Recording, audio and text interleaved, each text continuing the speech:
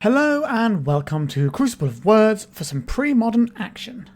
Today we are trying out a little bit of a brew of mine that I've been wanting to try for a while. I think I've got it in just about a good enough space that I'm okay playing it. So this is a mono black control list. So we are trying to produce many swamps, and those swamps are going to come via this Thawing Glaciers. So this Thawing Glaciers card is kind of the center of our deck. So it enters tapped, we pay one and tap it, search our library for a basic land card, put it onto the battlefield, then shuffle. Return this land to the owner's hand at the beginning of the next cleanup step. So this is getting us a land every other turn. And what we're going to do with all these swamps? Well, we have a card called Mutilate, which is all creatures get -1/-1 until end of turn for each swamp you control. So we have like a wrath effect, which is pretty nice. You can also get through regen, which is a thing that occasionally pops up in the format. We have Corrupt. So this is a 6 mana, deal damage to any target equal to the number of swamps you control. You gain life equal to the damage dealt that way. So this can be 6 mana, deal 6 damage, or it can be 6 mana, deal 10 damage. So this is actually one of our win conditions that can be a removal spell in a pinch. We also have Nightmare, the Nightmare Horse, the OG. So it's a 6 mana flying creature, power and toughness equal to the number of swamps you control. So this is just going to be a large body that should be able to outclass just about anything in the format, outside of maybe Terravor. So, what are we doing alongside all this stuff to make sure that we don't lose the game? Well, we have ourselves some Innocent Bloods and a Chainer's Edict and some Diabolic Edicts to complement our like Mutilates and Corrupts and stuff to kill creatures. We need to disrupt our opponent's hand. We have Duress and Stupor for that. We also have a copy of Drain Life, which is removal and again a win condition. We pay X mana. We can only spend black mana on X, but that's going to be mana from our swamps anyway. This is kind of like additional copies of Corrupt. However, we can use this for less mana if we just need to kill something. So this can be a 3 mana, kill a 1/1 creature, gain life, and that's sometimes going to be fine too. Then we have Skeletal Scrying. This is going to be our draw engine alongside our Thawing Glaciers. So all the stuff that's gone into our bin throughout the course of the game, we can then pay X and just draw a bunch of cards. And we also have a 2 of Nevinyrral's Disc. So this is just to deal with anything, because we can't really blow up artifacts and enchantments. We're a mono black deck. Nevinyrral's Disc can blow up pretty much anything you want. The reason we're running this is because there are some pretty scary artifacts and enchantments in Premodern. And if we were running the Phyrexian Arena, it would mean that we'd be blowing up our own arena with Nevinyrral's Disc. And we don't necessarily want to do that, which is why we're going for Skeletal Scrying over the arena here. We do also have a couple of Phyrexian Furnace, which is just like a nice card that you can have that can really mess up some decks. Again, I did mention Terravor earlier, and this is a card that's good against that. And this is going to just give us a little cantrip when we need it. We can just cycle this, but then against some matchups, it's going to really dominate them. We've got 2 Dust Bowls, so we can sacrifice stuff to blow up scary lands. Because we can fish out lands, it's easier to just keep feeding things to the Dust Bowl instead of having wastelands. And there comes a point when Thawing Glaciers doesn't do very much anymore, and then it gets chucked into the Dust Bowl to blow something up. And we have 4 Mishra's Factories, which are mostly going to be defensive, but they can also be a win condition. The general game plan of how we're using this is just to pay 1 to activate it, block with it, and then tap itself to be a 3/3 blocker, and at least use that to dissuade attacks. Sideboard-wise, we have 4 Dystopia. There are some spooky green-white decks out there. This card is a real hammer against them. We have some Haunting Echoes. There are some control-y decks that are a little bit annoying for us. So this is just going to be to have a big haymaker they have to answer. Same goes with Mind Sludge. If our opponent's a deck that keeps lots of cards in hand, this can make them discard a card for each swamp we control, so it's just, you lose your hand when we cast this. And that's pretty nice. We have a couple of Powder Kegs if we need to blow up some stuff early doors. Again, we don't really have great removal for artifacts. This can help in that front. We have a couple of Tormod Crypts to supplement our Phyrexian Furnaces in the main, and there are 2 Festering Goblins in the sideboard, which may seem like a weird one. However, against a lot of aggro decks in the format, they have multiple 1 toughness creatures. Festering Goblin is just a 2-for-1. Like, it can help you beat Goblin Lackey and stuff like that, as well as just taking out like multiple elves in one go with just 1 body. It's pretty good. I think this card is underrated in Premodern, and hopefully we'll get some use out of it today. So that, lovely people, is what we are playing today. It's going to be a little rough around the edges because it's the first outing it's having, but we'll see how we fare. So please remember to like and subscribe. It does really help the channel and doesn't cost you anything. If you want to spend money, you can become a YouTube member and see my videos early, or you can join my Patreon and just throw me some money to say thank you for, doing stuff. It does help me feed myself, which is always important. All right, let's go to the games of Premodern that you are here to see.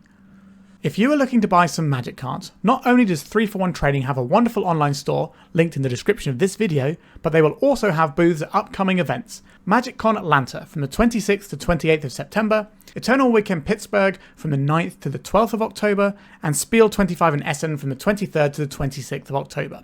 Whether you're looking to sell off cards you don't need or add more to your collection, 3for1 Trading has got you covered.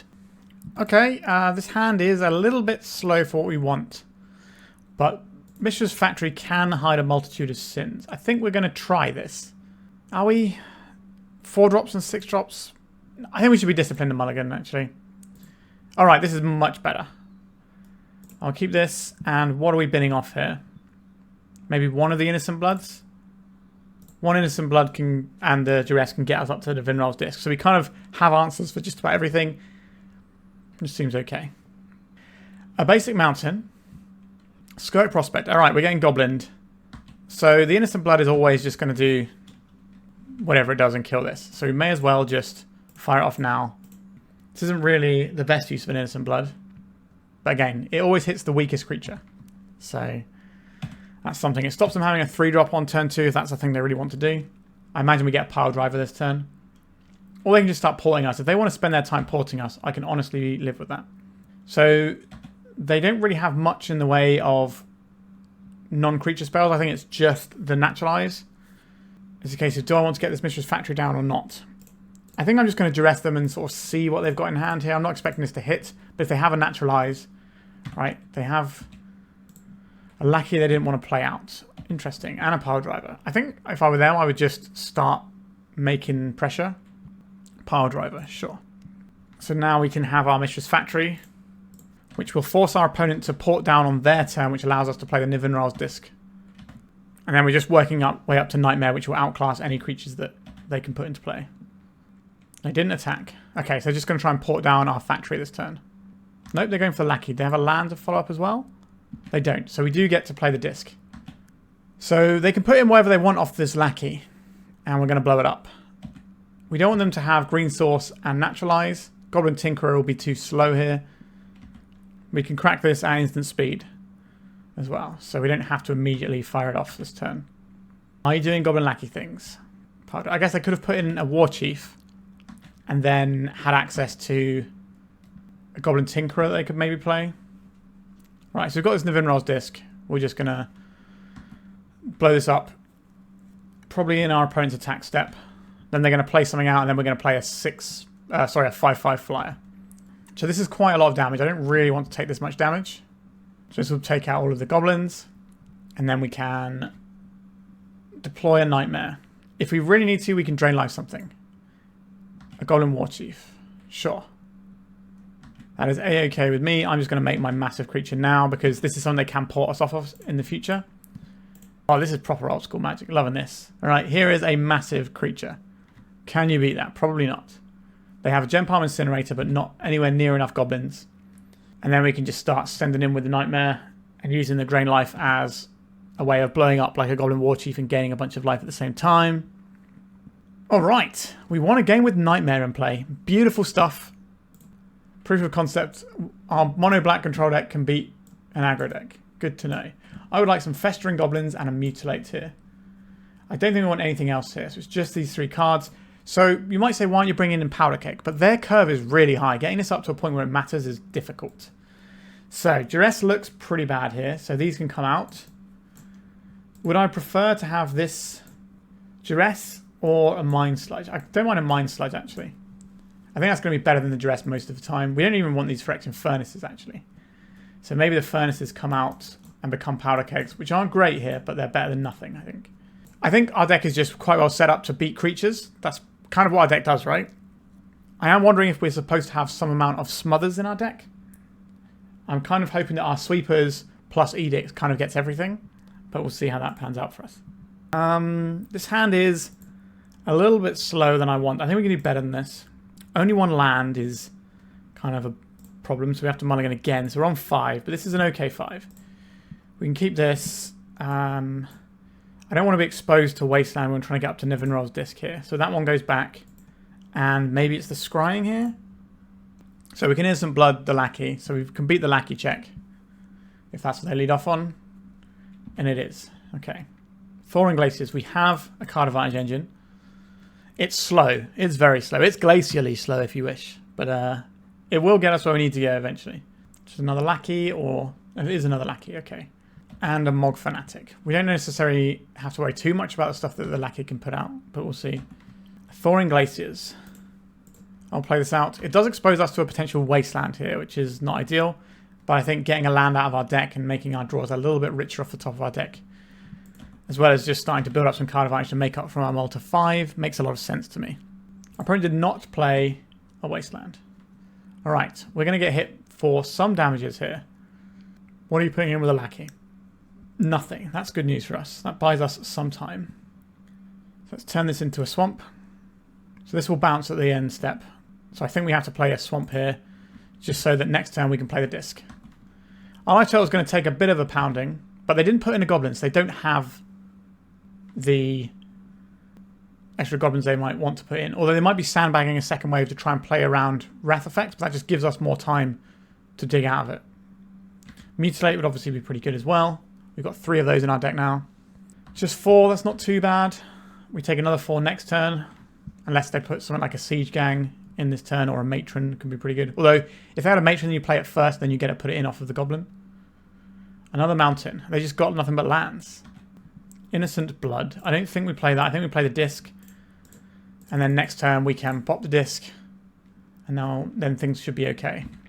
We can also go back to doing our Thawing Glaciers stuff. Our life total might go a little bit low, but eventually we're just going to stock it up again with our Drain Lives, our Corrupts. They will get us out from underneath this. A Goblin Pile Driver with haste. This is a lot of damage. So 3, 6, 9, 10, 11. Is this 11? And then the Mog Fanatic pings us for lethal. Is this lethal? I think it might be. 7, 8, 9, 10, 11. Yeah, and then they ping us with a Fanatic for lethal. We don't have instant speed life gain, so we can't play this weird little game of chicken, and our opponent's just going to ping us with the Mog Fanatic when we're tapped out. Yep, we mulled to 5 and it didn't quite work out for us. But, you know, I think that's okay. It's going to happen sometimes. Is there anything we can do differently? We've kind of got out a bunch of cards that don't do anything from our deck. I think that's fine. Let's just submit. This hand is not keepable, so we have to mulligan. This hand is okay. I will keep this one. We're going to put back a Corrupt. So we've got 2 removal spells we can use early doors. We can start drawing some cards with a Thawing Glaciers. Being on the play certainly helps us get some more mana out from underneath us. But so turn 1, we just play a Swamp. Turn 2, we play Glaciers and probably Innocent Blood. Then turn 3, we can pop the Glaciers for a card. If we play out the Glaciers on 1, then we don't really get very much from it.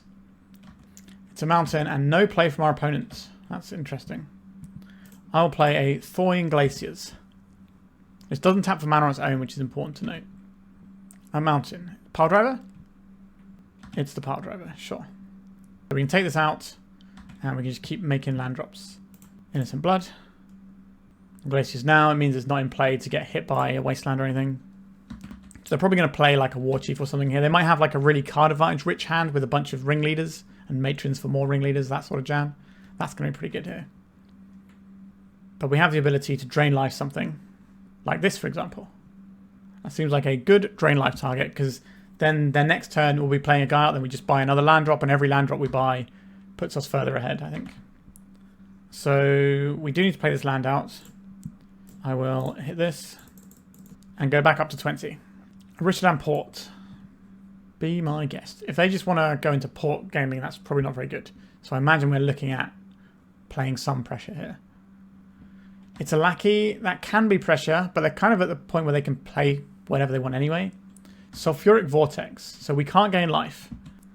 But we do have Nevinyrral's Disc, which can clean this up at some point. There is a Nevinyrral's Disc. I will play Nevinyrral's Disc. And I will play this Thawing Glaciers. Then we can start unloading Corrupts into our opponent's face, and they're going to have a horrible time. We probably don't want to unload these into our opponent's face necessarily. We'll see what we draw, and then go from there.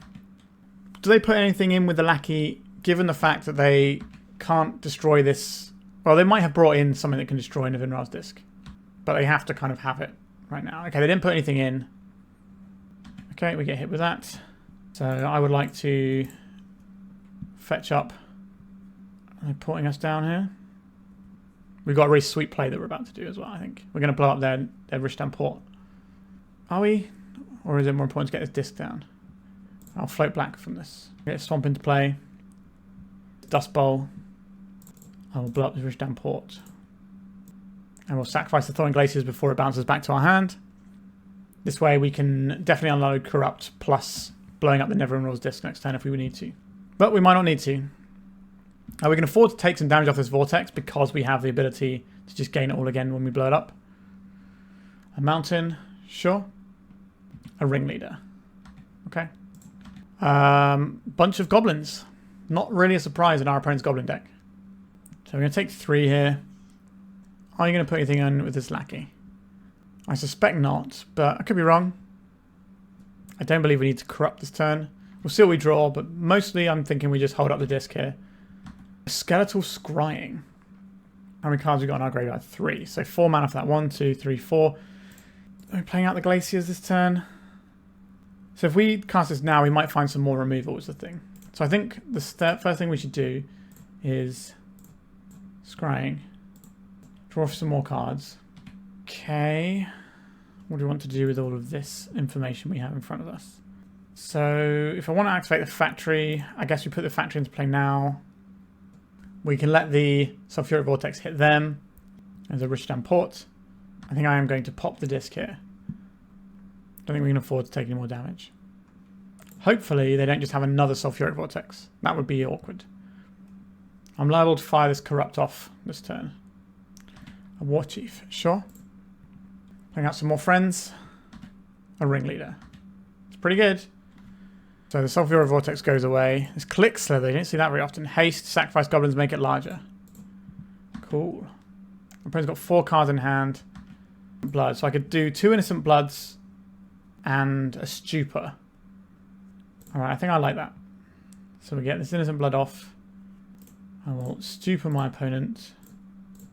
We're playing a little bit fast and loose with the potential of them having a... Okay, they got rid of 2 Goblin Lackeys. Get this Innocent Blood in. And... do I play the Glaciers out here? Or do I play a Swamp? If we play the Glaciers out next turn, we can... If they try and port us, we can just activate the Glaciers anyway.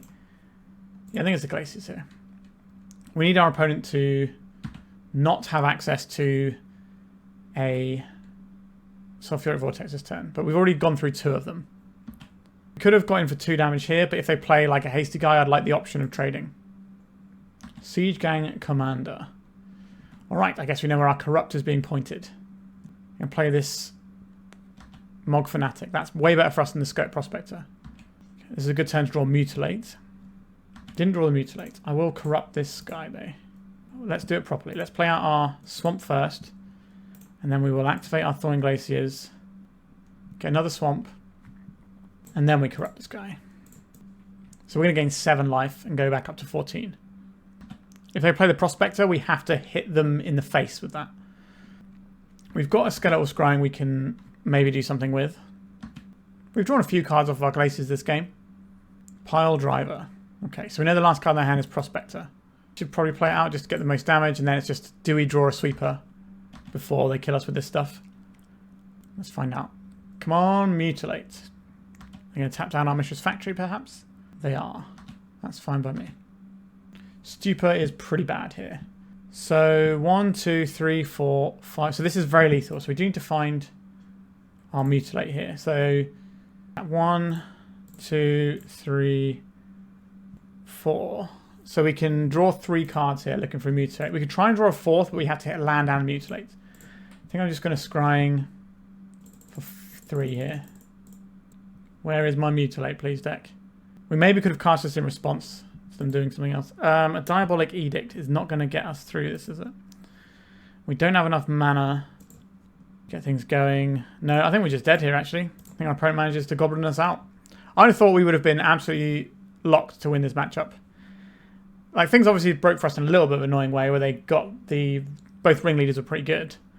But still, on to round 2. Alright, our opener has 2 6-drops, which is a lot. But we do have some removal. I think we keep this. We have removal, we have hand disruption. Maybe our curve is a touch too high. Our opponent's mulligan to 5. Is that just because people's mana base in Premodern are pretty bad, or is it because they're doing something really busted and they need to get the right sort of hand? That is an island. It's a portent. So we could be looking at something like Dreadnought. We have some removal spells that hit Dreadnought. We have some hand disruption to soften them up. We can make a creature that is bigger than Dreadnought eventually, but that's quite a long-term prospect. And it does just get Chain of Vapored. I'll play a Swamp. We now have another removal spell. We will need to find some more mana, but we are playing a pretty mana-heavy deck. Right, they're just going for an early Dreadnought. We have 25 lands in our deck, so... Are they going to Vision Charm it? They're going to Vision Charm it. So we have to use a Diabolic Edict in our opponent's turn. It's almost certainly going to get counterspelled. And then on our turn, we have to try and Chain his Edict as a follow-up.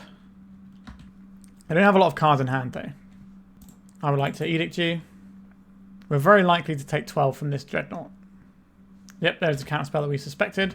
But next turn, we have Chain his Edict around a daze.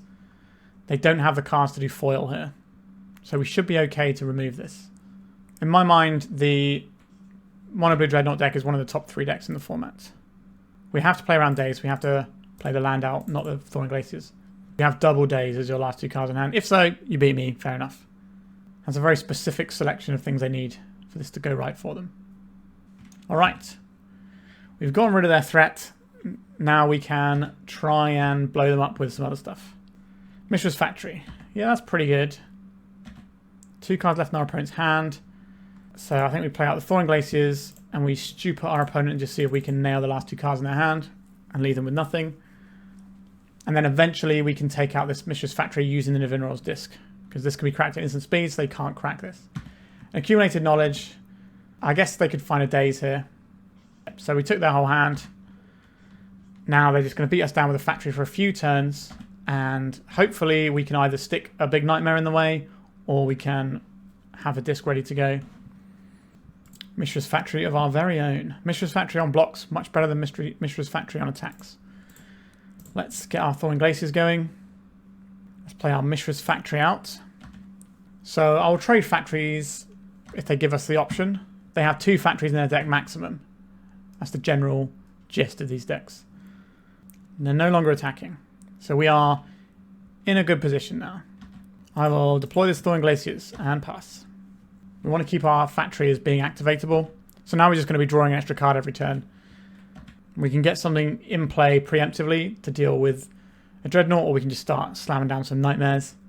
We have options available to us. Wouldn't mind finding a Duress at some point. Another Stupor is also fine here.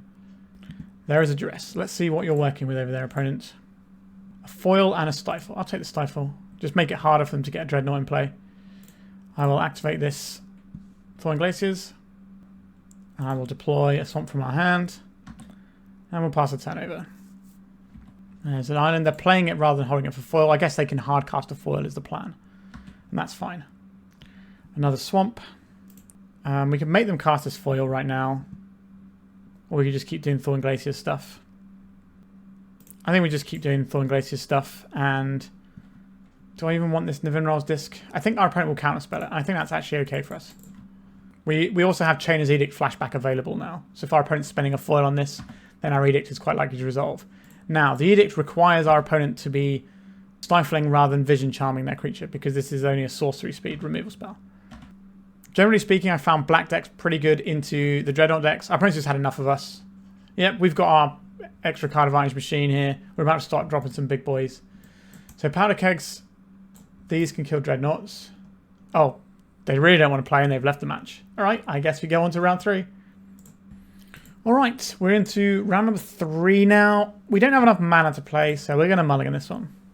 Sure, this one seems fine. I think we're probably looking at getting rid of... So the Nightmare can hold the fort at 6 mana and just be a guy, whereas this is removal. I think maybe the Corrupt goes here, because the Nightmare can act like removal whilst also being pressure. Now, obviously, that's a long way down the track. A Mountain. It's a Goblin. I don't really want to Innocent Blood this, but maybe we have to. I guess maybe we do, because this is always just going to hit their worst creature. Now, they might be Burn rather than Goblins, but this is probably not the best Innocent Blood I've ever cast in my life. But it's paving the way for the second Innocent Blood. So we do need 1 mana removal so that we can answer Lackey on curve. That's why we're running the Innocent Bloods. They could also just be Funeral Charms. There's another option. a Goblin Power Drive. So we are on that full-on Goblin life over there. Okay, if I want to cast Stupor next turn, I think we have to just play out a Swamp here. Get rid of the Goblin Power Driver. Then next turn we can Stupor, take a bunch of our opponent's hand, and maybe they'll be just left with what's on board, and we can hopefully clean it up with something. Goblin Matron. Okay, that's not a lot of pressure now, but it can get them whatever is the most relevant thing. It's probably going to be a Ringleader, would be my guess, against a removal heavy deck, which ours clearly looks like it is. Yeah, they're just getting the Ringleader to get some more gas. That makes sense. This would be a nice thing for us to hit with our Stupor. But we'll see. Scope Prospector. And a Gem Palm Incinerator. Yeah, Incinerator is not great in this matchup, so I can understand them wanting to get rid of that. And now we're kind of at the whims of the top of our deck. Here comes the Ringleader. How many boys are coming to play? 2. A Ringleader, again, and a Sharpshooter. So they're wishing for more wishes over here. We take 3. That's going to put us down to 16, which is relatively healthy, but Goblins can apply the pressure pretty quickly. A Mishra's Factory. I like Mishra's Factory. Innocent Blood, I guess we fire off, because we kind of have to. It always hits the worst thing. So we have a Mishra's Factory. This can block some guys. So the Goblin Sharpshooter is something that can then ping us down and kill our Mishra's Factory. So we could just trade the factory right now. What do they hit here? Just a War Chief and a Tinkerer. The Tinkerer is actually kind of annoying. A Wasteland, that's very good. That is an unfortunate one. So I was saying in the last round that I consider Mono Blue Dreadnought to be one of the top 3 decks. I consider Goblins to be one of the other top 3 decks. So we'll play this out now. We can still cast a Mutilate next turn anyway because there's a Swamp in hand. But if we don't, then we can at least start drawing some more cards. But I think we're going to lose this one.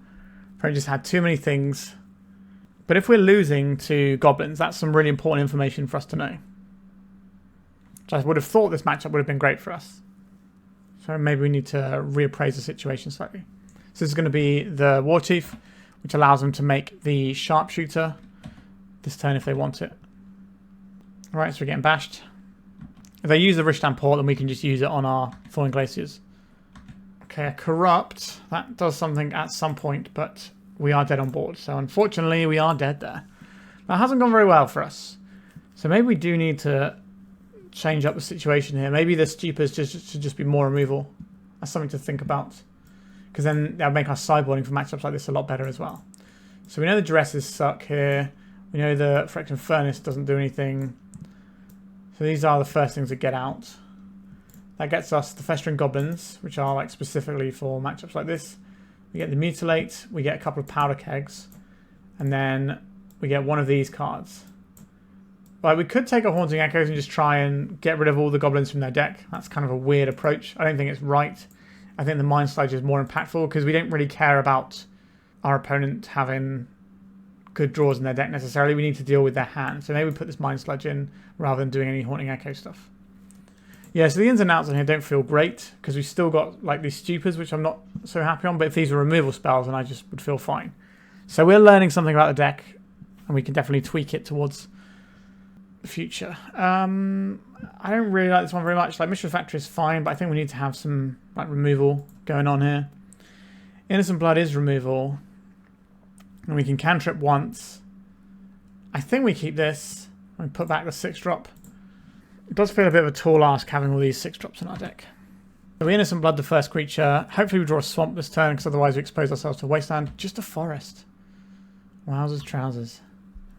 I guess we play out the Dust Bowl and just hope that our opponent doesn't immediately Wasteland us. We do get to draw a card if they do that because we can float mana off of it. I'd rather not lose my land here. There's a Wasteland. We float some mana. We Scrying. A Diabolic Edict. Okay, that's nice. I'd like some land. Not a land. Okay, so we are in trouble. Our opponent doesn't have pressure, so we have time to draw out of this. They didn't start with like something really scary. We do have a removal spell for the first thing they play as well. Rishtan Port. Alright, they're just going to go Mana Denial. A little bit rude, but here we are.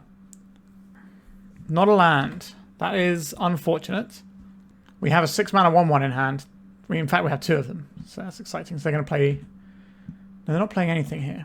They're just getting in at our mana. Makes sense. They know that we're missing land drops. Just stop us from playing. Alright, we found a land. So we do have the Innocent Blood ready to go at some point. Kind of strange approach from our opponent here. Okay, they're just going to keep us off of lands forever, I guess. That is a lackey. So they don't get to port us down this turn. Well, they can put down one land, but they don't stop us from innocent blooding their guy. I'm not going to fire off this edict. We can fire that off next turn, perhaps. Play a swamp. And now things are starting to look a little bit okay. We do have to get rid of that. I don't think we can afford the Powder Keg. Powder Keg is pretty good into things like the Siege Gang and stuff. What are we doing here? It's a ringleader. How many friends are they going to draw? 2 friends. One of them gets them more friends. Okay, that's pretty strong.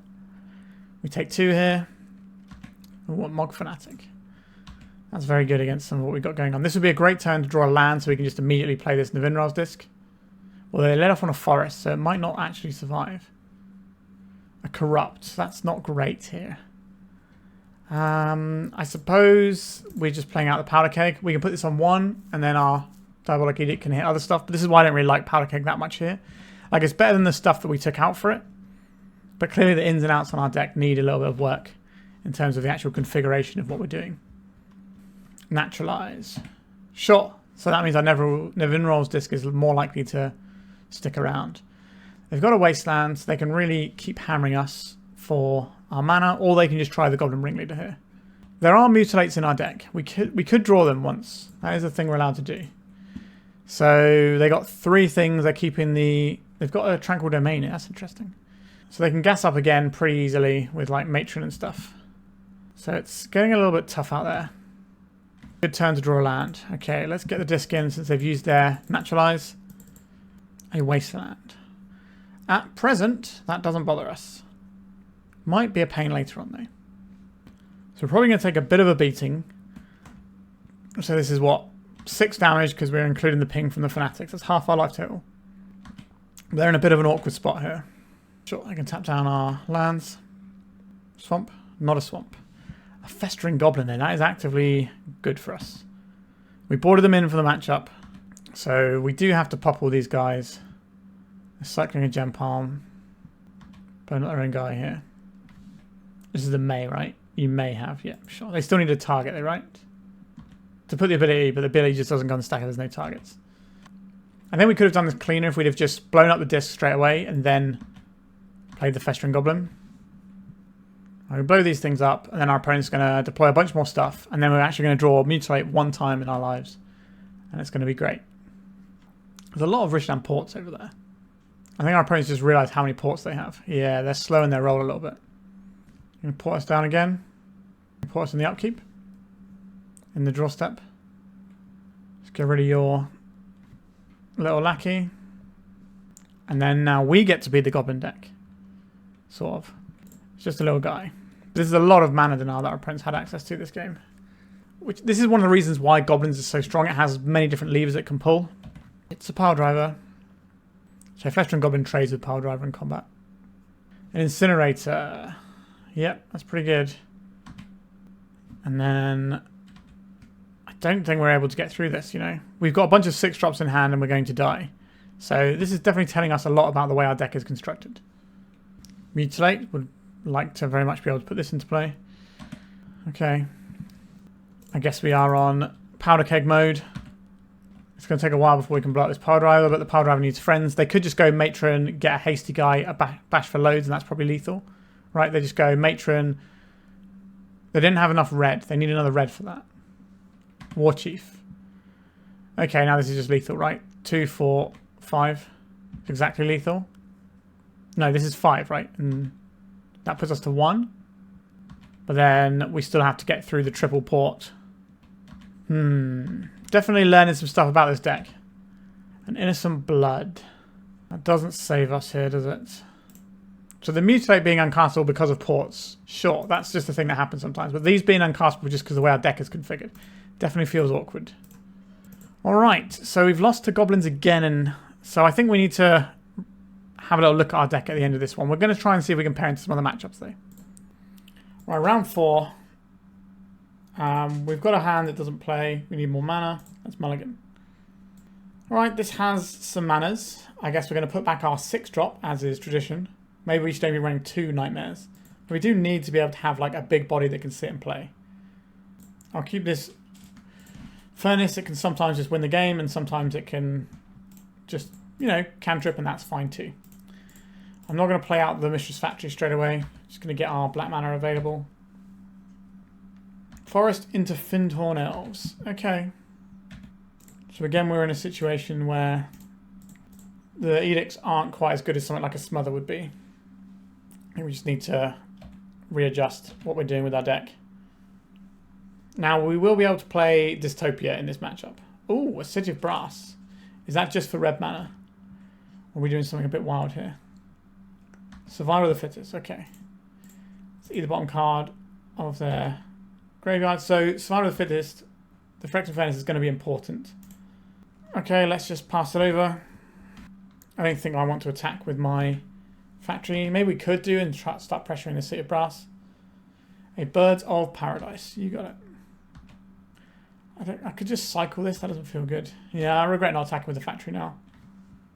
Alright, let's duress our opponent here. Opposition. Ah, this deck. So now if we want to catch the squee, we have to keep up this mana for the Phyrexian Furnace. They drew an island. So a little survival opposition here. You have a Mana Granger. Sure, this is something that also puts itself in the graveyard because of Echo, which can mean that it's going to be harder for us to catch this squee. Eat the opposition out of our opponent's graveyard. A Duress. We know this is unlikely to hit. We can attack with a factory here, but then the Granger eats it, and that's not great for us. So we're kind of just stuck here for a bit with a 6-drop in hand and not enough mana. So they're going to play this Nantuko Vigilante, perhaps. Certainly looks that way. They're going to morph this up. We want to keep cards on our own graveyard, so I'm not going to... Okay, so we drew a Mutilate. That's not the worst against what our opponent's trying to do. The squeeze is a little sketchy. We could just cycle a Skeletal Scrying, but I would like to kind of get more cards out of it. Maybe that's greedy. A Mutilate. Okay, I think we are on Skeletal Scrying for 2 mode. See if we can find a land. We did find a land. Our opponent's got 2 cards in hand. We know what they both are, so duressing here doesn't make any sense. We have a Mutilate next turn, which will be enough to kill all the things I can put into play. Maybe not this, actually. This is a 1-4. I thought this was a 1-2, sorry. I guess it's not often that the toughness of this comes up, but it will be in this situation. If they keep cards in hand, we can stupor them away. But eventually we're just going to lose to this survival, because it's an absolutely busted Magic the Gathering card. For those of you who aren't familiar, they basically just get to tutor for a creature every turn for 1 mana. That's what the squee plus survival does. Or just basically survival plus a creature gets to do that, because you go and get the squee, and then it just kind of does its same thing. Which is why the Phyrexian Furnace was so important for us. The Wall of Roots allows them to tutor for creatures on their turn and our turn using Wall of Roots mana. Okay. The fact that our Mishra's Factories aren't swamps feel a little bit awkward right now. Basking Rootwaller, not the best creature for us to try and discard. But it does get caught up in a Mutilate. Alright, so they're discarding this to the survival and then casting it for its madness cost. So in the past, where mono black decks like ours did exist, they tended to have Corlash in. This was obviously not in pre-modern, this was in like old and standard days. And Corlash was just a thing that could sit and play and be like a mini nightmare with regenerate, whilst also, if you draw additional Corlashes, it just ramped you 2 swamps out of your deck. That was kind of huge. They should get in a little poke with a Vigilante here. Opponent has just a Trade Winds Rider in. Thawing Glaciers. It is the card we have. So we could just take this Trade Winds Rider from our opponent, but they'll just turn it in, I guess they'll just turn it into a Basking Rootwaller. So maybe this turn we should just be playing out the Glaciers and just ratting their board here. It's not going to rat their entire board, but it's going to do a reasonable job. It's going to sweep up a whole bunch of stuff. It's not going to take the Rootwaller. Oh, they let it take the Rootwaller. That's interesting. They could have pumped it using their Wall of Roots. If we'd have drawn a swamp, then it would have forced their Wall of Roots to die in order to do that. So get back the squee. We do have another Mutilate we can fire off. So there is another Thawing Glaciers in Premodern. It's like a mono-red Thawing Glaciers deck. And it uses like Shard Phoenix. And because it has lots of cheap burn that can either go to the face or go to creatures, it has a lot of agency in matchups, whereas we don't necessarily have that agency. It's interesting. Alright, a Genesis. Yep, our opponent is assembling a selection of Carnivage engines here on us.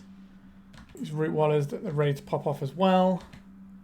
The Stupor feels pretty bad given our opponent's hand. We can get rid of this Tradewinds Rider if that's what we're really interested in doing. I'm going to get Swamp out of our deck. And then I think I am going to Stupor my opponent here. We've got a little bit of time still. Alright, so we just hit both the root wallers. Not ideal. Oh, sorry, we only hit one root waller here. No, we did hit both root wallers. Yeah, okay.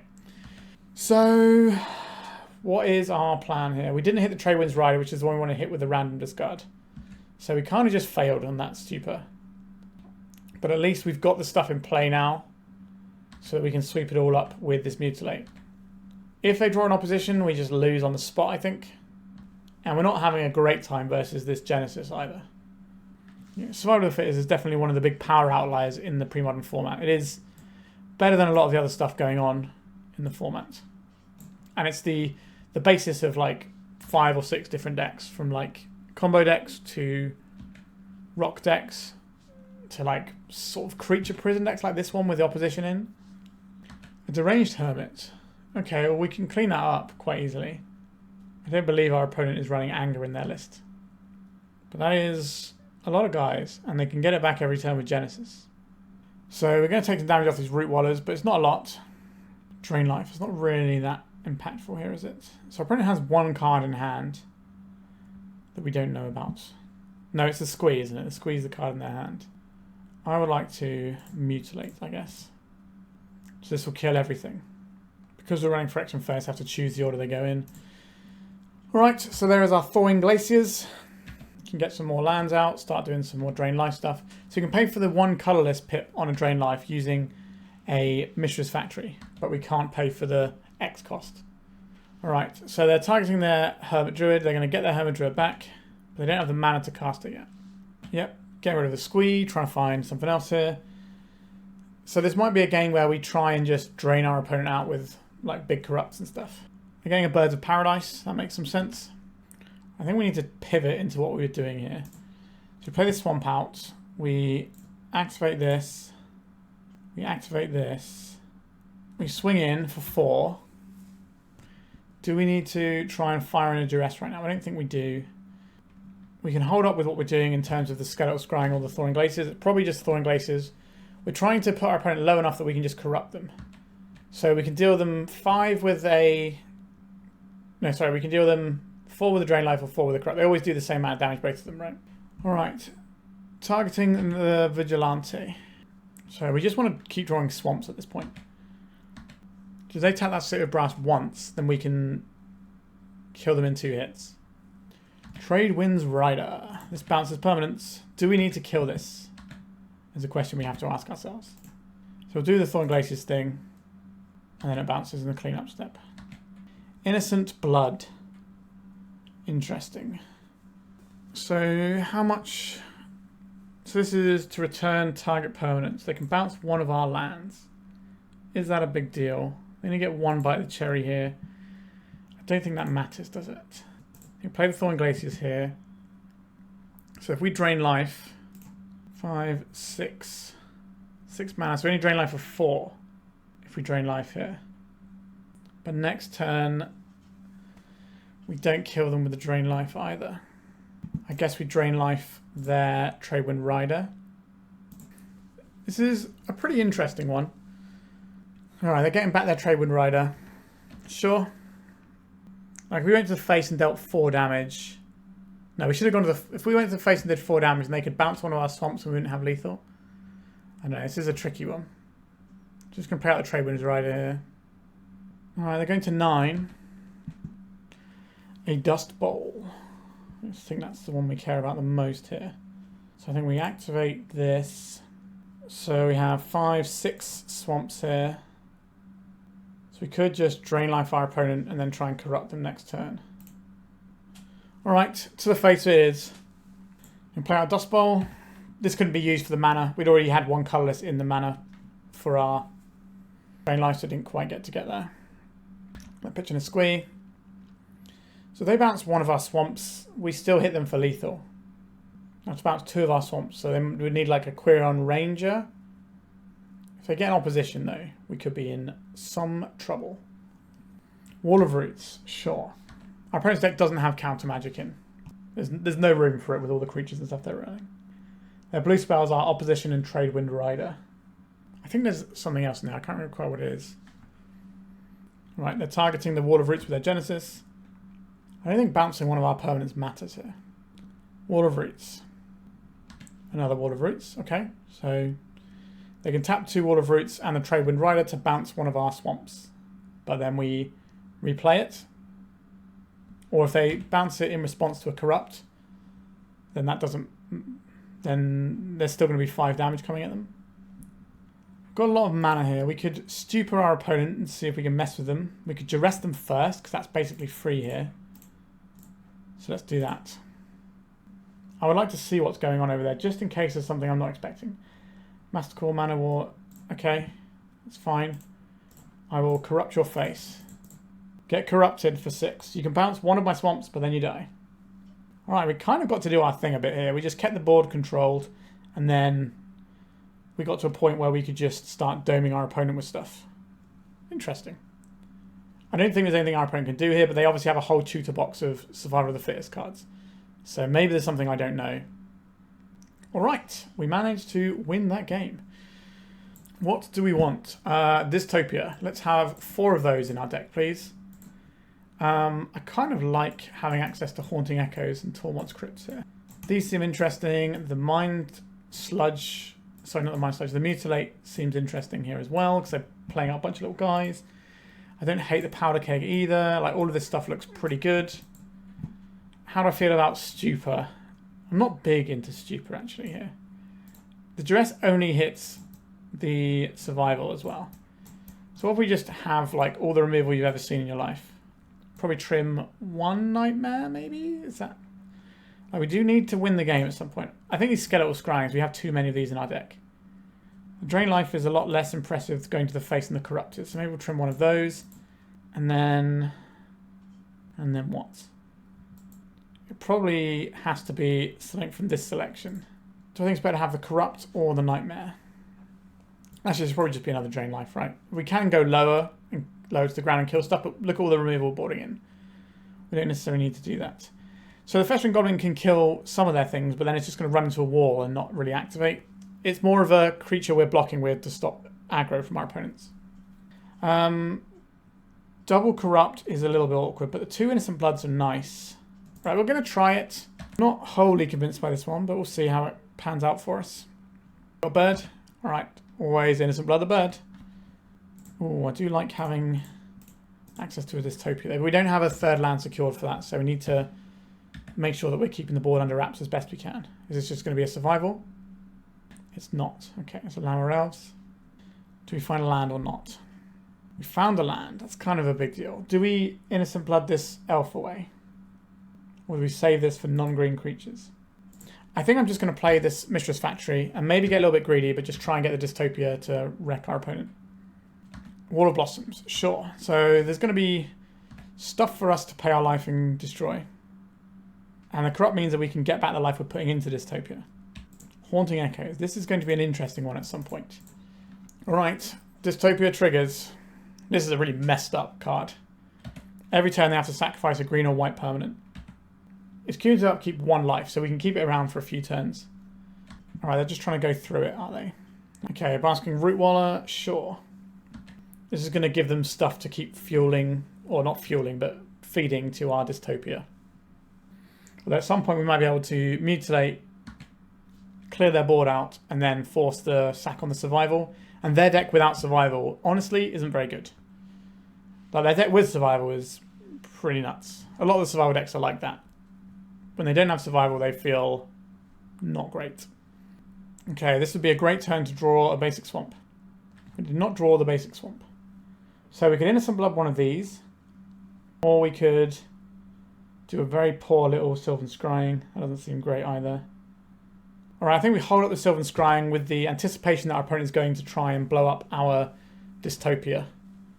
Yep, they're just putting more creatures into play. Really could have done with drawing that Mutilate that turn. Now, the Rootwaller here would have defended the Survival anyway. If they find a land that they can blow up our Dystopia, But if they blow up our Dystopia, then we Skeletal Scrying for 2. Okay, they found a land. So they're probably going to go morph, unmorph it, blow up the Dystopia. And then we get to draw 2 cards. And then try and deal with their board. Are they going to make us pay for it, are they? That's kind of annoying. Am I just going to cycle this for 1? I think I am, because it's so important for us to hit a land drop this turn. A Tormod's Crypt. I will pay, because this will force our opponent to morph on it. That's not a land. Do we need to kill one of their guys on Innocent Blood here? I think we do. That's scary. We'll probably just sack the Root Waller or the Elves here, I would imagine. I will play out this Tormod's Crypt. I don't really want to use the Tormod's Crypt, but it means that if we get into some sort of squee-based scenario, we can just say no to that. I'd rather Haunting Echoes and just clean out their graveyard at some point and most of their deck. But again, that's something we'll worry about later. So I assume this is getting morphed up. And they have to blow up our Dystopia because this is just a spooky one. Yep, goodbye Dystopia. Now we have 3 more Dystopias in our deck. We'd like some more lands though. Maybe we want to be running more lands. We've got 6 drops, maybe we need 26 lands instead of 25. A Yavimaya Granger. Although you see a lot of pre-modern decks running like 19, 20 lands. There's like really ridiculous numbers of lands. But we do have a high curve, so there is definitely an argument to run some more. Like, let's say one of these Corrupts was a land. We'd feel a lot better. Arrange this. Returns a forest. So Mutilate is going to clean their board out. And then Tormod's Crypt stops them having infinite value with a squee. Right, so they're untapping their elves. Are they attacking with it, or are they doing more survival stuff? This could just be an attack. But it doesn't seem great into my factory with the elves. Alright, I'm not going to trade my land off because I really want to cast a Mutilate. Come on, deck. To land, it'll do. This will kill our opponent's board. And I think we need to do this now before like opposition can come down. Right, so we're going to put something into the graveyard with this survival. It's a squee. What are they finding? A Birds of Paradise. Untapping their elves. Are they going to pitch something else here? They're pitching the Birds of Paradise. So they're just thinning their deck of stuff they don't want to draw. A Basking Root Waller. I don't think pitching this into play is a great idea because it's going to die. But maybe they're just thinning their deck out for stuff. So they can try and draw haymakers like Ravenous Baloth and Deranged Hermit type cards. Birds of Paradise. Is this getting turned into something else as well? I think in our opponent's upkeep we'll pop the Crypt with the squee trigger on the stack. Right, squee trigger goes on the stack. We take it all out. Yavimaya Coast. We can nail that with a Dust Bowl, but I don't think that's how we want this game to go. Is this an opposition? It is an opposition, and it's going to come with a Birds of Paradise, which is going to be able to tap down our Mishra's factory so we can't attack. Understood. They didn't want to do that. If we activate this, then they just stop us from having it. I guess we just pass the turn here. It was just a bunch of cards that we didn't really want to cast, or they're too expensive to cast. So this Haunting Echoes wants to nail a Genesis at some point. Like if it picks up some other stuff and takes them out of our opponent's deck, that's not unuseful. But it's mostly there just because we wanted a little bit more graveyard hate for their Genesis and stuff like that, and squee. Wall of Blossoms. Sure. We need to draw lands before they just opposition us out of the game. So they probably pop down both of our swamps this time. A Dystopia. Would like to cast that one at some point. We do get to fire in with the factory though. So if nothing changes, we are winning the game eventually with this factory. Wall of Roots. That's another land that we're losing every turn. Opposition is a pretty messed up Magic the Gathering card. The birds can tap down our factory. So we need to find castable removal and lands. Feels like we're pretty close to being dead, but if we can just draw like lands for a few turns in a row and our opponent doesn't draw creatures, then we're fine. So we do need to continue playing this one out. Alright, we drew a land. That's part of the plan. Right, they drew a land. That's a good brick for us. So play a Hermit Druid. Deranged Hermit, sorry, not Hermit Druid. Deranged Hermit, the one that makes all the squirrels. Then we're in trouble because they can just tap all our opponents all the time. So we're trying to force our opponent into tapping down our Mishra's factory. Because the factory can still tap for mana. They're not really going to interact with it outside of tapping it anyway. Because if they tap this... Alright, they're just going for a swamp. They're going to tap down our other swamp, or they're going to tap down the factory.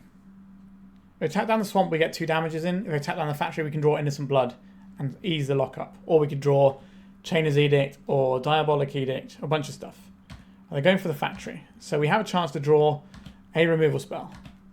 We did not draw a removal spell, exactly, but we did draw Dystopia, which is busted here. Our opponent gave us a little window, and now they're going to get punished for it. So our bait of trying to activate the factory worked really well. I think our opponent should have stayed on plan and just kept hitting our swamps. So we're going to take a little bit of life from this Dystopia, and we're going to grind away our opponent's things that are oppositioning us. Eventually. Now, how much damage we take in the process is a different question.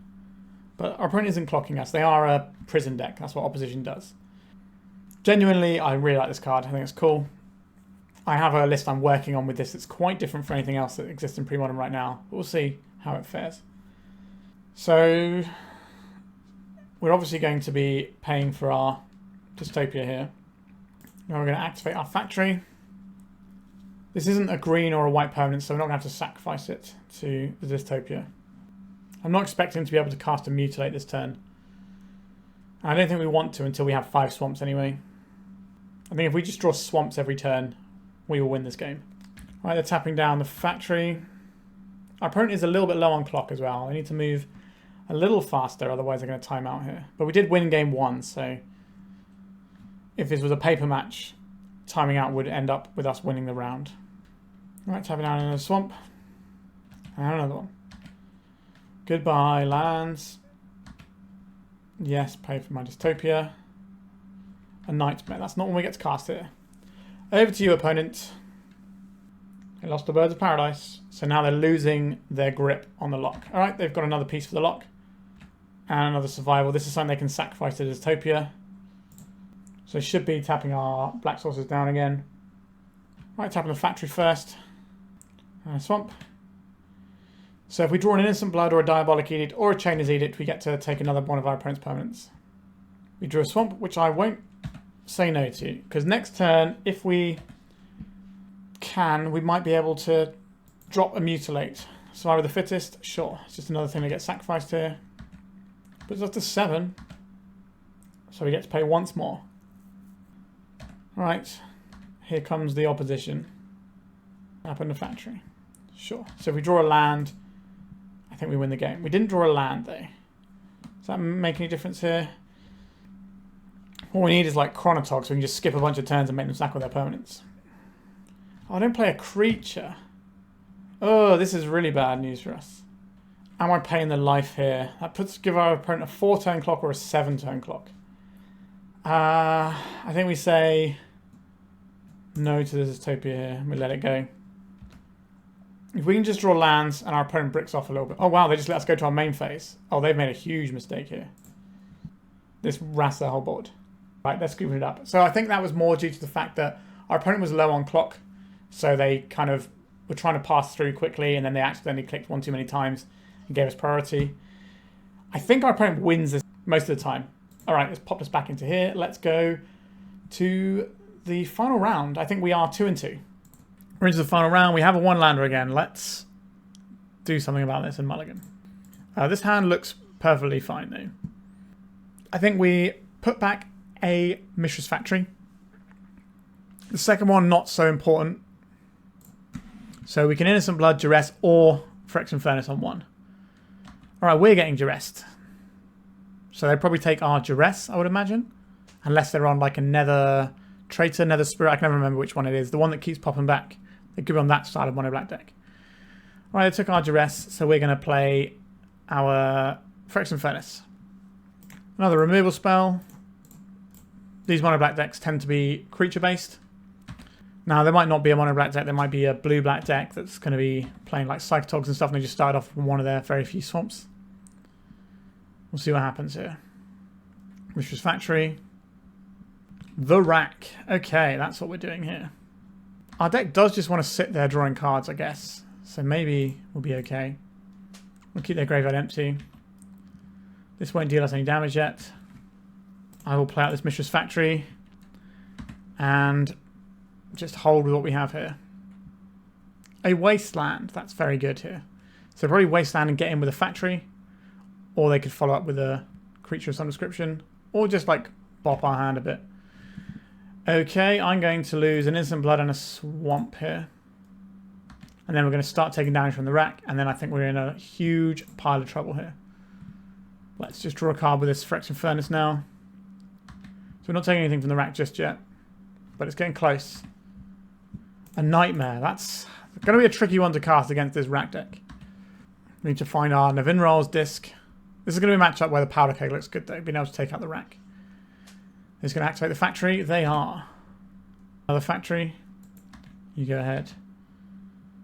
You attack. And I'll Diabolic Edict that. This is going to cost us 1 life, but save us 2. Because the rat's going to eat us for 1.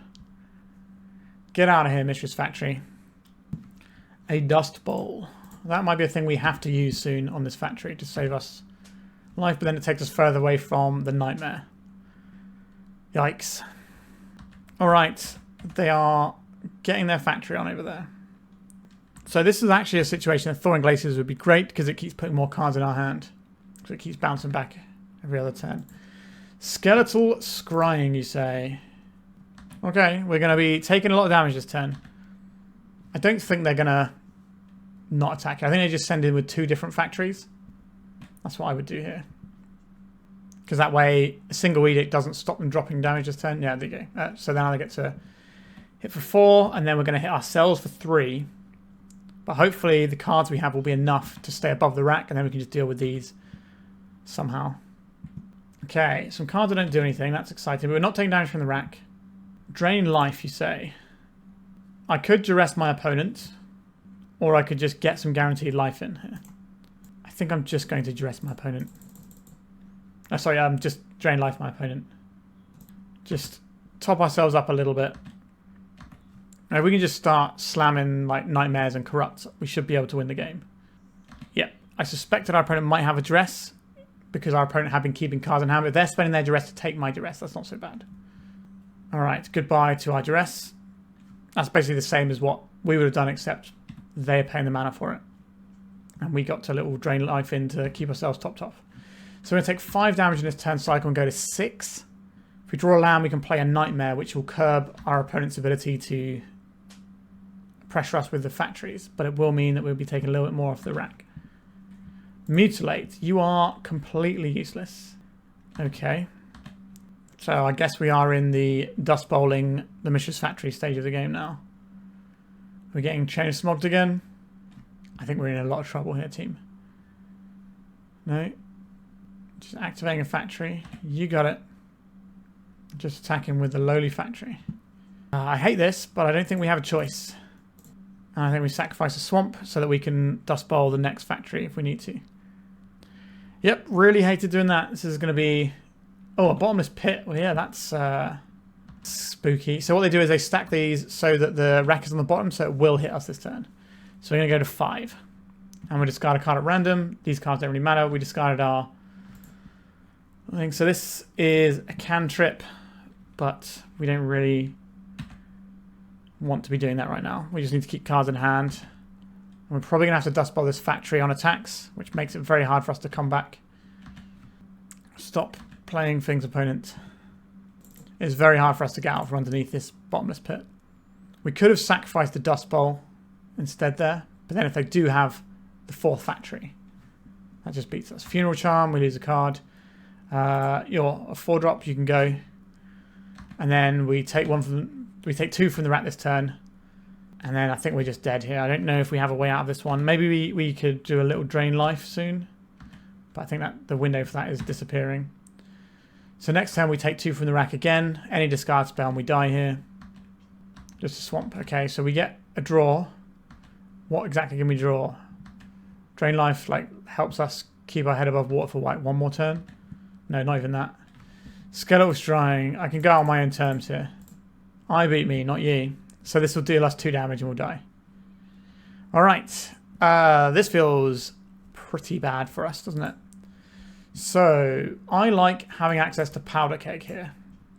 I'm not big on the other stuff we have access to. So, what looks bad? Probably these Phyrexian Furnaces. Is that all we're doing? Stupor on our opponent isn't great, but maybe is okay. Do we just want some Festering Goblins so we can like pepper our opponent's life total down? That might be better than a Mutilate. We've still got a little bit of removal in case our opponent plays Hypnotic Spectre. But yeah, Bottomless Pit is very, very scary for us. But we have Disc and Keg, so Disc can hit the Bottomless Pit and everything. The Keg can only hit the rack, but the rack dealing us like 9, 12 damage, whatever, is going to win the game. So I think we are going to lose this one though, team. Okay. If they play out a hippie, we can kill it. If they don't, then we can kill whatever the first thing they do is. We also have the ability to stop a rack. I'll describe this hand as fine. But we do need something a bit better than fine. Mulliganing against the rack deck is not where you want to be. So we just have to keep this and suck it up. We do have answers for the factories, which is probably the best like creature threat in our opponent's deck. Like Hypnotic Spectre is fine as well. If they like go Dark Ritual, Hypnotic Spectre, then we can just Innocent Blood that, and that's okay. Here's a Dark Ritual. Now if they just go like disrupt us a bunch and stuff. A Plague Spitter. That's a weird one. I don't really care about that one. Well, let's just get rid of this now. We're just keeping our life total high. We both take 1. We have Powder Keg for a rack, and we have Skeletal Scrying to gas back up soon. There's the rack. Please don't Duress me though. Oh, it's another rack. This is brilliant for us. Okay, I will take this every day. Let's play this Powder Keg. This can blow up both of these racks and save us a lot of trouble, and then we can use a Skeletal Scrying to draw some cards. Skittering Scourge. That's a guy. We don't take any damage from the racks.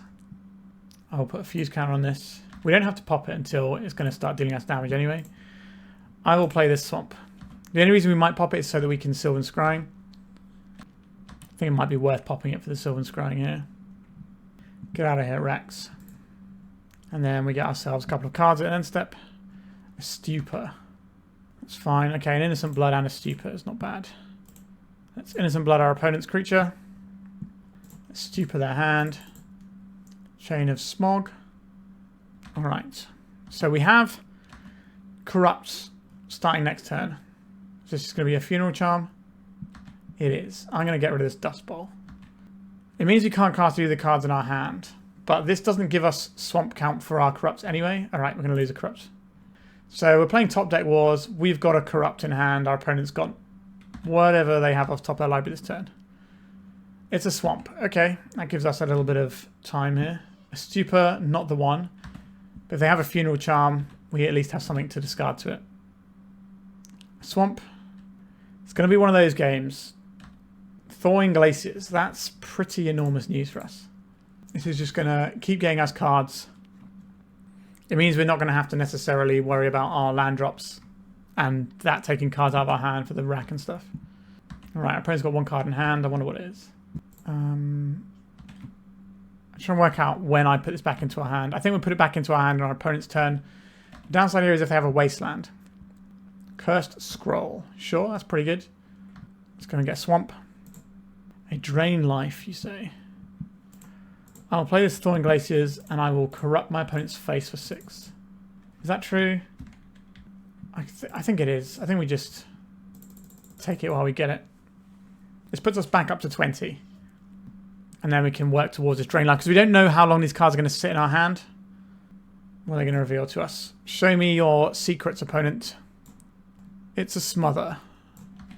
Okay, so that's a card that doesn't do anything in this matchup. Like, it can kill a Mishra's Factory. So it might mean that they're going to be stuck for Curse Scrolling for a bit. Alright, I think we want to get maximum value out of these Drain Lights for now, so we're just going to do some...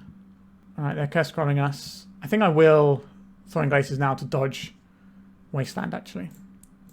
5 cards in hand, so relatively good against Chain of Smog style cards. Bottomless Pit. Yep, that is not ideal for us. We lost one of our Drain Lights. That is annoying. Nevinyrral's Disc. Sure. I'll play this out and I'll play out this Thawing Glaciers. I would like to keep getting some lands out. So we can answer both of the things in play. But we can make our opponent lose cards to their own Bottomless Pit first. So discard a Smother. That might be the only Smother they have. So we don't get an opportunity to blow this up before this trigger goes in the stack. Swamp. Okay, so I would like to pop the disc. Our opponent's going to reveal what they have in hand when they curse scroll us here, and then we can decide if we want to stupor it or not. The chances are yes, but maybe we want to keep cards in hand. I'd rather keep cards in hand than deal with that. Nevinyrral's Disc, pretty good. Let's go and get another swamp out. Play the swamp from our hand as well. And then... So, leaving the smother in hand means they've got more stuff to make future curse scrolls worse. Mishra's Factory, sure. That can beat us down. Although we can Skeletal Scrying for a whole bunch of cards here.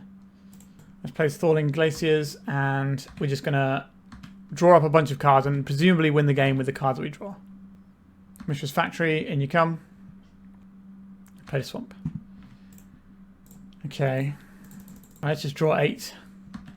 There is a Drain Life in there, which I will certainly point out on my opponent's face, I think. There we go, Drain Life here. Alright, our opponent's just scooping that one up and we're going to gain 3. Okay, that felt alright. Thawing Glaciers was very good. Do I want to do anything differently based on what we've seen? I don't believe so. We're just going to go back in. The Powder Keg on the 2 racks was kind of the big bit. The Mishra's Factory might be okay here. A bunch of land drops so that we can cast stuff as it goes on. I don't really like the Festering Goblin that much, but I don't want to mulligan against the rack deck, so I think we just keep this and believe in 4 swamps. Like, 4 swamps is the sort of thing our deck does want to do. They've mulliganed to 5. 4, in fact. Okay. So this could be a non-game. Oh, wow, they've gone to 3. Yikes. Now, they could still win this game. Our hand is very slow and susceptible to some of the things our opponent's deck can do. Like, if they just go land, Dark Ritual, Bottomless Pit, that might just beat us. Because eventually they'll draw some other stuff, and that Bottomless Pit will extract everything from us. But it certainly gives us a leg up that our opponent is many cards down. Dark Ritual, is this Bottomless Pit? This is the exact scenario I just spoke about. Cool. Uh-oh. I don't feel great about this one. Now, our opponent is just living off the top. I will play the Swamp. Am I going to play a Festering Goblin, or do I want it to be in hand so we don't discard our lands? I think I want this to be in hand, because we want to make our land drops and play the disc. They drew a land. That's pretty good. That means that they're quite likely to be able to cast whatever they draw next turn. We lost a Festering Goblin. It did its job there. I'm going to play this Mishra's Factory. It does expose us to a wasteland, but it gives us some pressure, if that's what this comes down to. If we're just left with bits and pieces. If we only had 1 swamp left in hand, I wouldn't have done that though. I would have played the swamp out to make sure we had black available. Alright, there's a swamp going. Bye-bye. Can I play into a smother here? Would they have kept the smothers in after they saw how bad they were last time? Can I afford to play into the smother? I don't think I can. Now, what would they not cast here? Smother was definitely one of them. Hypnotic Spectre. Okay, so we were fine to get a point in there. And now we play that same little game again. Goodbye, Nevinyrral's Disc. You were the one we were hoping for. You were the chosen one. Okay, let's get our Sylvan Scrying going. Sorry, not Sylvan Scrying. Skeletal Scrying. There's a Turbodex player in me. Alright, we have another land. That's something. If I can cast a Nightmare, I'll feel pretty good, because they're not going to have much in the way of dealing with a Nightmare. They discarded a Bottomless Pit. They're playing the rack. Yeah, I'd rather you didn't, but here we are, opponent. We're in it now. So this rack doesn't hit us this turn, but almost certainly hits us next turn. Okay, we are beating down with Mishra's Factories. 4 is more than 3. So we have the superior clock. For now. We have a 5-turn clock. If our opponent plays a spooky creature, we can't even Drain Life it because we have 2 colourless sources. They played a swamp, so we know we're good to just play our things. Please discard a Nightmare. Yes, we discarded a Nightmare. Good. A swamp. I do like having access to the swamp for what it does with our Drain Lives. This is the downside of the rack deck that you're seeing here. But imagine if they kept like 2 more cards in hand. I guess they'd have lost one of them anyway to the Bottomless Pit. But maybe they would have like duressed us first or something. If we draw a land, we can play a Nightmare. We didn't draw a land. Okay. I don't think we have a choice to try and play around the smother now. We just have to send our guys in. No smother. Alright. 2-turn clock. Mishra's Factory is pretty darn strong. Planar Void. Okay, that's fine. That doesn't impact our clock. And it doesn't impact their clock either.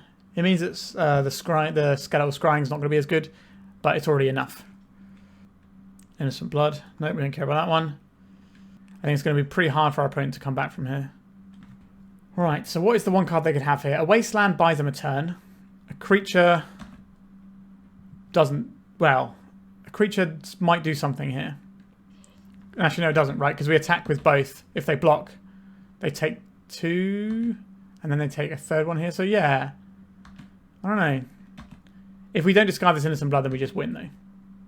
We didn't discard the Innocent Blood, so we have the game here. Yep, so we take out that guy. This puts them to 3, and then we just make both of our guys. Like, that was a pretty close mull to 3. Like, because we drew the 2 factories, we're okay, but there's a lot of ways where, because our deck is pretty lumbering, that might not have worked out. So we went 3-2, which is a positive record. Not bad for a first outing of a brew, but we certainly learned some things along the way. I don't think Stupor should be a main deck card in our list. Obviously, the Duress is very good, but I just don't think we need these as well. It was very good against the Dreadnought deck, and I would happily try and make room for these in the sideboard against decks like that. But I think this is just too cumbersome when we need to make sure that we can survive to the late game. Like, this is a thing for decks that are slower, but we're slower anyway, so I don't necessarily think the Stupor is where I want to be.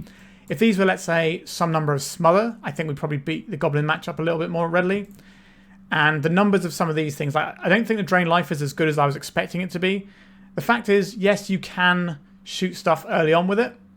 So, you know, for on turn 3, 4, and 5, you know, you can kill 1, 2, and 3 power creatures, which is fine. It's not nothing. But I don't really think it's quite where we need to be. Like, the Corrupt deals a lot of damage, and I like the Corrupt more than I like the Drain Life. But the Drain Life is flexible, so you could argue that maybe the Corrupt is the problem here, but I think just having 6 mana put the game out of reach is really nice. So maybe we can trim back on these and the Stupors. And I don't think we need 4 Skeletal Scrying, so we can go down to 3 of these.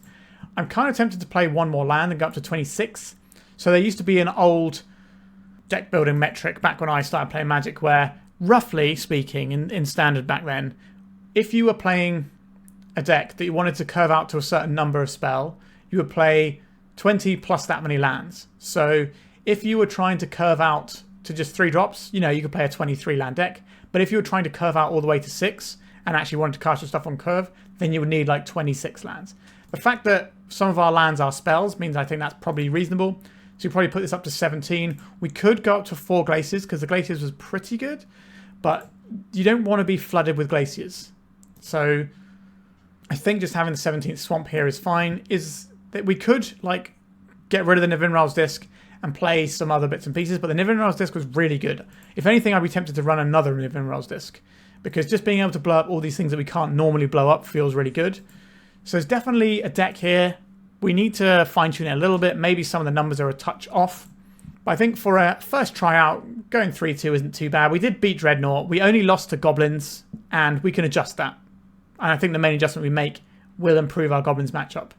Also, if we wanted to, we could maybe not run like some janky stuff like Haunting Echoes and then smash some Engineered Plagues in the sideboard.